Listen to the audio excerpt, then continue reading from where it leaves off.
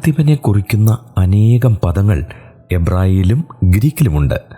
അവയിൽ പലതിനെയും മലയാളത്തിൽ പ്രഭു എന്ന് പരിഭാഷപ്പെടുത്തി കാണുന്നു. ഉന്നതാധികാരമുള്ളവനും ഒരു ഗണത്തിലോ മണ്ഡലത്തിലോ വിശിഷ്ടനുമായ വ്യക്തി പ്രഭുവാണ്. രാജപുത്രനെ മറ്റേതെങ്കിലും നിലയിൽ ഉത്കൃഷ്ടനല്ലെങ്കിൽ പ്രഭു എന്ന് വിളിക്കാറില്ല.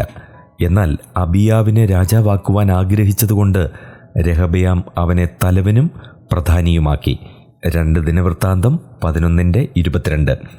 ശലോമോൻ്റെ ഭാര്യമാരെ പ്രഭുകൾ അഥവാ കുലീനകൾ എന്ന് വിളിച്ചിട്ടുണ്ട്. 1 രാജാക്കന്മാർ 11-3 പ്രഭുവിനെ കുറിക്കുന്ന പ്രധാന എബ്രായ പദം നാഷി എന്ന വാക്കാണ്. ഈ പദം 129 പ്രാവശ്യം പഴയ നിയമത്തിൽ പ്രയോഗിച്ചിട്ടുണ്ട്.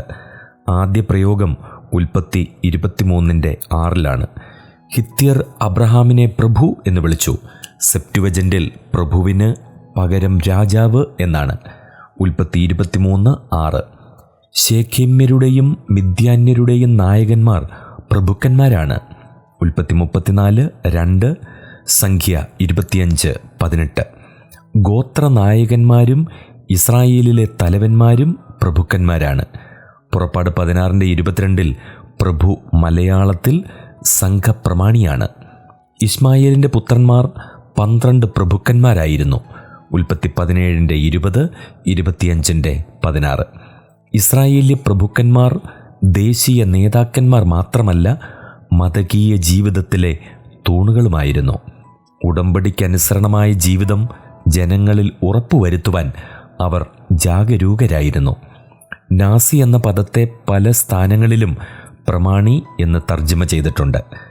നാഗീദ് ഒരു ഉത്കൃഷ്ട നായകനാണ്. പ്രഭു, തലവൻ, സൈന്യാധിപൻ എന്നീ ആശയങ്ങൾ നാഗീദിനുണ്ട്. രാജാവിനെ പ്രഭു അഥവാ നാഗീദ് എന്ന് വിളിച്ചിട്ടുണ്ട്. 1 ശമൂവേൽ 13:14, 1 രാജാക്കന്മാർ 1:35, 2 രാജാക്കന്മാർ 20:5.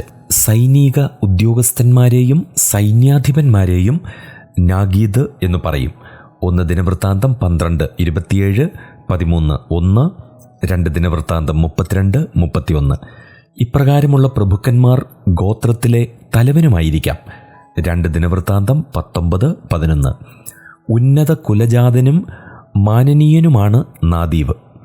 ഈ പദത്തെ അധികം സ്ഥാനങ്ങളിലും പ്രഭു എന്ന് തന്നെയാണ് തർജ്ജമ ചെയ്തിട്ടുള്ളത്. 1 ശമൂവേൽ 2:8, യോബ് 12:21, സങ്കീർത്തനം 107:40. ഇവ കൂടാതെ മറ്റു പല പദങ്ങളും പ്രഭു എന്ന അർത്ഥത്തിൽ പഴയ നിയമത്തിൽ കാണാം. പുതിയ നിയമത്തിൽ ആർഖോൻ, ഹീഗോമോൻ എന്നീ പദങ്ങളാണ് പ്രധാനം. മശിഹ സമാധാന പ്രഭുവാണ്. യെശയ്യാ പ്രവചനം 9:6. അഭിഷിക്തൻ അഥവാ മശിഹ പ്രഭുവാണെന്ന് ദാനിയേൽ പ്രവാചകൻ 9:25 പറയുന്നുണ്ട്. ദൈവദൂതനായ മീഖായേലിനെ പ്രധാന പ്രഭുക്കന്മാരിൽ ഒരുത്തനെന്നും മഹാപ്രഭുവായ മീഖായേൽ എന്നും പറയുന്നുണ്ട്. ദാനിയേൽ 10:13, 12:1. പാർസി രാജ്യത്തിൻ്റെ പ്രഭു പിശാചിൻ്റെ ദൂതനായിരിക്കാം. ദാനിയേൽ 10:13. ഈ ദൂതൻ ദൈവദൂതന്മാരെ എതിർക്കുന്നു. പിശാച് ഈ ലോകത്തിൻ്റെ പ്രഭുവാണ്. യോഹന്നാൻ 12:31.